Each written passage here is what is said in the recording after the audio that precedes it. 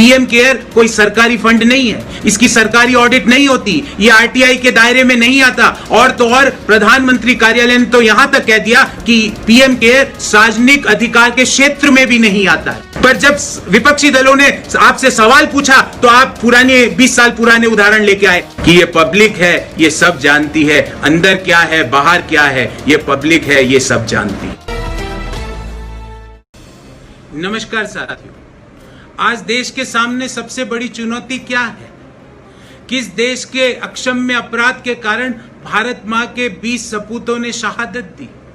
आज किस देश की गुस्ताखी के कारण भारत की भूभाग्य अखंडता पर खतरा मंडरा रहा है? इन तीनों प्रश्नों का एक ही उत्तर है, वो है चीन।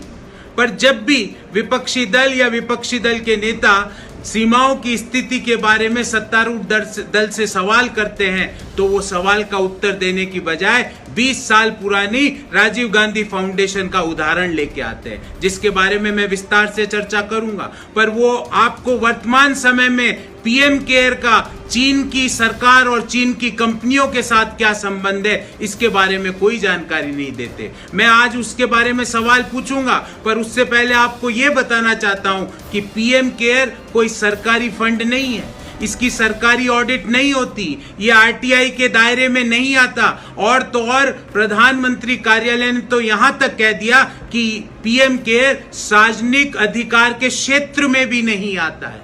मैं सरकार से और सत्तारूढ़ दल के नेताओं से पूछना चाहता हूं कि क्यों इस तरह की तनाव की स्थिति के बावजूद हमने पीएम केयर ने क्या 7 करोड़ रुपए हुवै जैसी कंपनी से लिया कि नहीं लिया, जिसका कि चीनी सेना के साथ संबंध है? क्या टिकटॉक की कंपनी से 30 करोड़ रुपया पीएम केयर फंड में लिया गया है कि नहीं, देश ये जानना चाहता है। क्या शाओमी से 15 करोड़ रुपया लिया गया है कि नहीं, देश जानना चाहता है। क्या ओप्पो से 1 करोड़ रुपया पीएम केयर जैसे निजी फंड में लिया गया है कि नहीं, देश जानना चाहता है।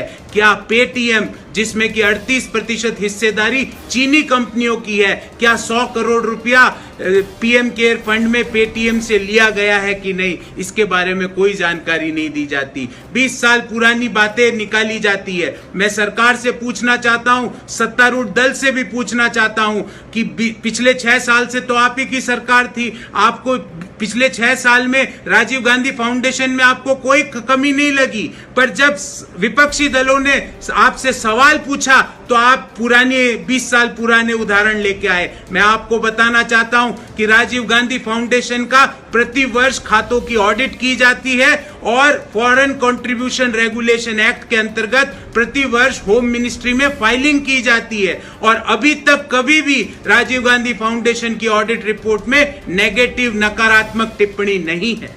मैं अंत में यही कहना चाहूंगा, मैं राजेश खन्ना का एक गाना मेरे दिमाग में बार बार आ रहा है कि ये पब्लिक है, ये सब जानती है, अंदर क्या है बाहर क्या है ये पब्लिक है, ये सब जानती है। बहुत बहुत धन्यवाद।